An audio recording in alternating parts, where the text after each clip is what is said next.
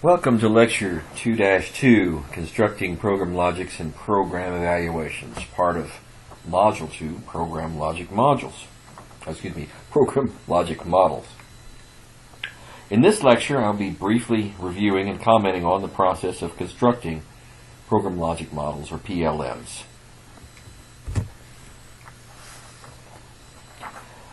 The key points about the process of constructing logic models are, first off, the process is essentially qualitative. What that means is we're not really counting or measuring things. We are looking at the quality of things. We are looking for words to describe the program and trying to fit those verbal, theoretical descriptions into a model that portrays the relationship among them. What this involves is recording information, organizing information, and interpreting information derived from many different sources, but primarily from textual documents. In other words, from the legislation that authorizes the program, or the description of the program as it's been written down by the agency or organization that runs it.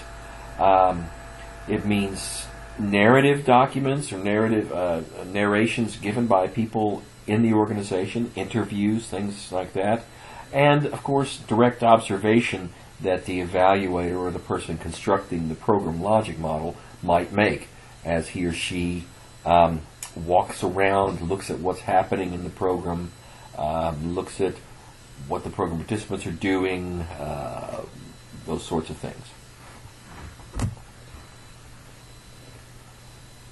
The process is also iterative.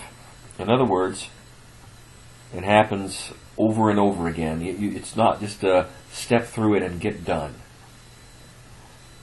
I've outlined here in the slide, key points 2, the iterative process, just what the 7 steps are, what the different activities are. Of course, this may have to be gone through more than once. The goal is to achieve a workable level of agreement on the logic model, sufficient to proceed with the evaluation if that's the ultimate decision that's made. Now take note. A workable level of agreement on the logic model implies that the evaluator is not the only person, as we'll discuss here in a couple of these steps. The evaluator is not the only person creating the logic model. The evaluator might be, and probably is, the primary person responsible for literally writing it out. But the evaluator has to work with others. And again, it has to be a workable model. It has to be not just agreed to by the various stakeholders and players in its creation, but it has to be one that then can be used as a basis for performing the evaluation. So typically, the evaluator would begin by reviewing documents that describe the program. After that, meet with program managers to review their views, to discuss with them how they view the nature of the organization, what happens within the organization, what the goals of the organization are, and then meeting with other stakeholders, which might be policymakers, to whom the organization's managers are responsible. It might be private foundations who have funded the organization and the programs that it carries out. It may include program participants or leaders in the community, any number of groups of people. At this point, the evaluator or team of evaluators would begin drafting a logic model. This draft is then taken back to be discussed with program managers and stakeholders. Revisions are made, and perhaps one goes back to step 1 or redrafts or whatever. Anyway, these steps may have to be stepped through a number of times before ultimately, as I say, a workable level of agreement on the logic model is achieved. At that point, the evaluator, as the expert in conducting the evaluation, must consider whether or not the logic model is going to be a useful basis on which the evaluation can be conducted. Of course, there are many considerations that the evaluator has to take into account at this point.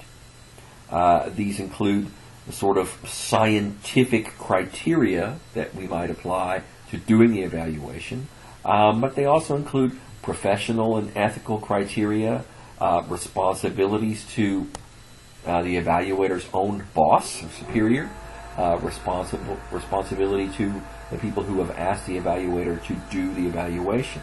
And these must all be weighed when coming to this conclusion that the logic model is adequate.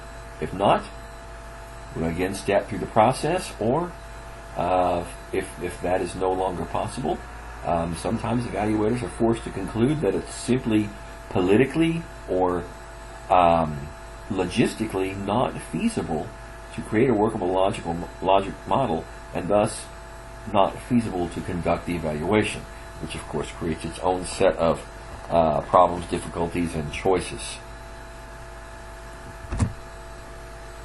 Remember, as you learned in the previous lecture, modeling requires choices. We have to identify what's in the model, what's out of the model, based on what the goals and purposes of the evaluation are, what the needs of the stakeholders are. We have to classify, once we identify these things, we have to classify them, which things belong together, and then we make decisions about how these classes of things are connected. Program objectives, of course, are one of the most important aspects, one of the most important components of the logic model itself. Ideally, program objectives should be stated so that it is clear what the program is expected to accomplish, and that they identify who is expected to benefit from the outcomes.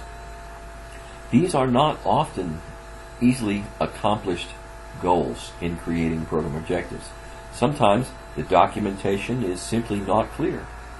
Sometimes, in fact, this has been done deliberately on the part of the policy makers or the program managers, the organization, whoever, in order to provide some political cover. The harder it is to evaluate a thing, the harder it is to say that it's not working. So this is always a possibility. And as I say, the objective should identify who is expected to benefit from the outcomes.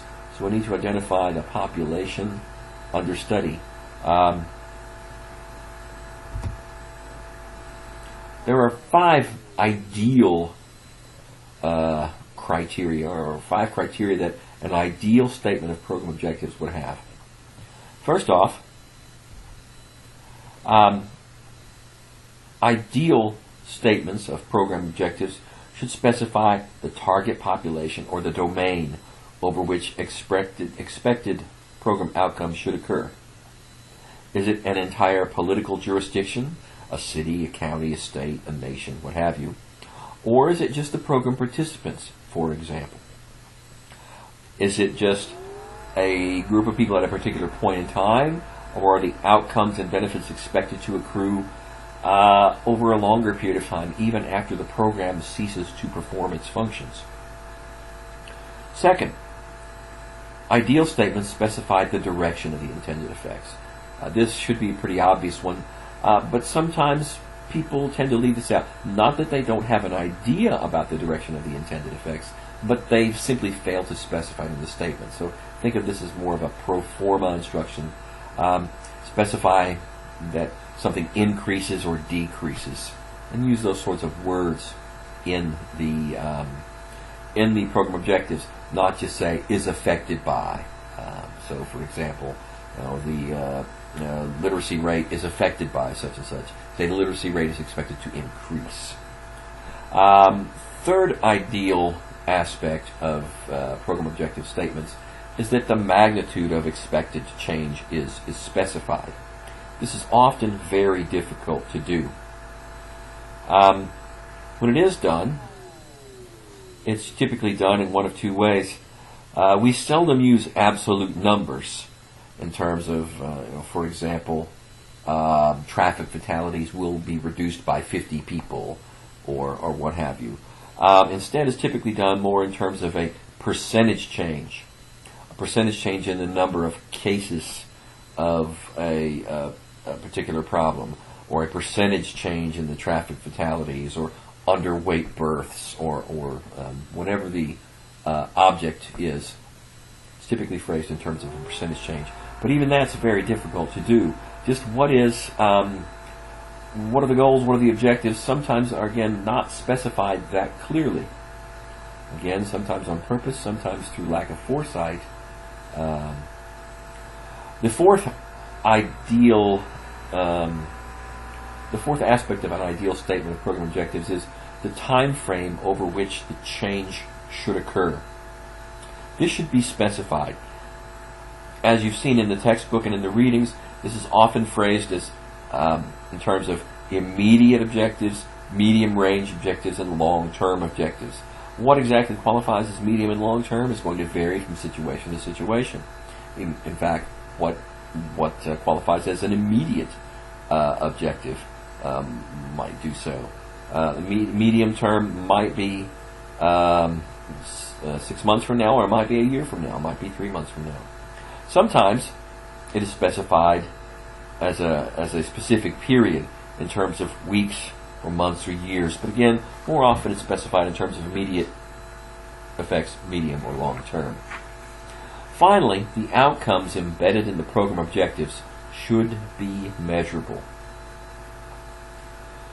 We need not always specify actual variables within the program logic model, although you will eventually have to do this in order to conduct the research. But it is important to begin to make a stab at specifying these outcomes in fairly clear, measurable ways.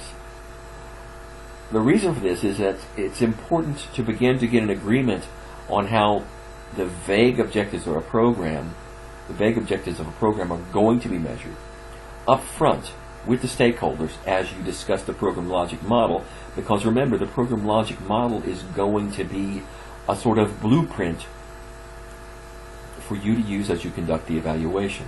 So the more agreement you can get up front before too many resources have been sunk into the evaluation project, the better off you will be. Let me say a few things about a couple of the terms used in the textbook that may not be very clear to you at this point. There's a discussion in the textbook of normative goals and behavioral goals in organizations. The key issue in this part of the chapter is the distinction between normative objectives that are constructed for programs by policymakers inside or outside of the organization, and behavioral objectives, or the goals of the organization or the people in it as an organization or as an employee of the organization. Behavioral objectives suggest that organizations and coalitions of the participants in the organization seek ways of growing their organizations, and if growth is constrained, seek ways of ensuring the survival of their organization.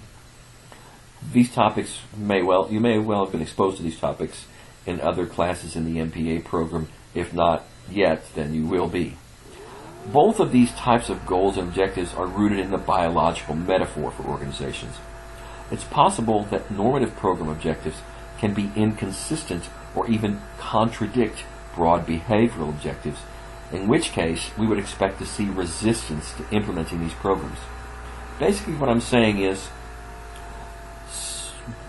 the specified goals of a program, the specified larger goals of an organization as they've been specified by typically people outside of the organization, the stated objectives of why the organization exists, may not be in line with sort of goals of the organization, as an employer, as a group of people who work together, or as individuals within there.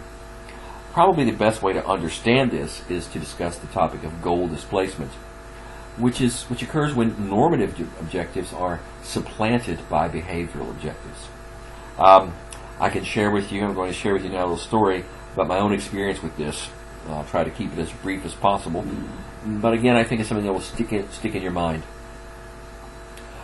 When I was a student in college, I had a work-study job working at the Brewer-Rothwell Gymnasium at the University of Missouri-Columbia. I was basically a glorified security guard. The stated policy of the university, the program if you will, was that only people who were either students, staff, or faculty, current students, staff, or faculty of the university should be allowed to use the gym. The goal here, obviously, was to make sure that the facilities of the gymnasium were available only to authorized users. This was carried out by employing a number of work-study students, most of whom simply guarded the exits of the gymnasium. There were many exits, so that people could not get in, but which had to be left open so people could get out in case of a fire or an emergency. There was one entrance by which all students, all faculty, all staff were allowed to enter the building, the front door, let's call it, and in order to get in, they were to present a valid ID. Now think about this for a moment. The goal of this security organization, if you will, the goal of the policy, was simply to ensure that the people who were using the gym were authorized people. Imagine the situation if you, as a student then, are sitting at the front desk when one of your professors walks in without his ID. The goal of the organization says, let in people who are authorized. But the specific operational procedures tell you cannot let this person in because they do not have their ID. So this is an example of goal displacement where the larger normative objectives of allowing only people who are authorized to use the gym are displaced, are supplanted, are overridden by the behavioral objectives of the employees of the organization who want to protect their jobs, who know that this person is an authorized person, should be allowed in the gym, but will not let them in because doing so would jeopardize their own position within the organization. There are, of course, limitations of program logic models. Keep in mind that the open systems metaphor for programs underpins logic modeling. This means that there are a number of things that might occur. First off, even the best program logic model becomes outdated. They are merely snapshots at a single point in time. Secondly, in order to construct a program logic model, evaluators must have access. They must have access to information about the organization. This is oftentimes very difficult for an outside evaluator to get, or to get a truthful picture of. Thirdly, most program logic models and evaluations, as I said earlier, require compromise. Compromise with other stakeholders that may produce a program logic model that the evaluator doesn't believe in, raising many ethical as well as practical questions. And finally, there are organizational environments and indeed programs that do not lend themselves to constructing a stable logic model. In turbulent, quickly changing environments, or when one is dealing with nascent, new organizations, or constantly adapting organizations and programs, it may not be practical to literally capture a model of the program in this static form. You've reached the end of lecture 2-2. Please ignore what it says on the slide there. You've reached the end of lecture 2-2. I highly recommend that you begin now by taking a look at the first discussion question as an opportunity to translate a written description of a program into a logic model. Try to do it before you look at the solution that is included in the appendix of Chapter 2. And definitely try to do this before you begin to complete the program logic model assignment that is due at the conclusion of this module. As you take a look at the first discussion question at the end of Chapter 2 and try to write your own model, don't worry if your model turns out to be a little different. First off, this is practice. Secondly, remember this. Although the answer key that's included in Chapter 2 is intended to depict the program as well as the description allows, it is possible for reasonable people to come up with different logic models based on a description of a program. The main goal is to offer a way to practice applying the materials in the chapter. So with that, I close the lecture.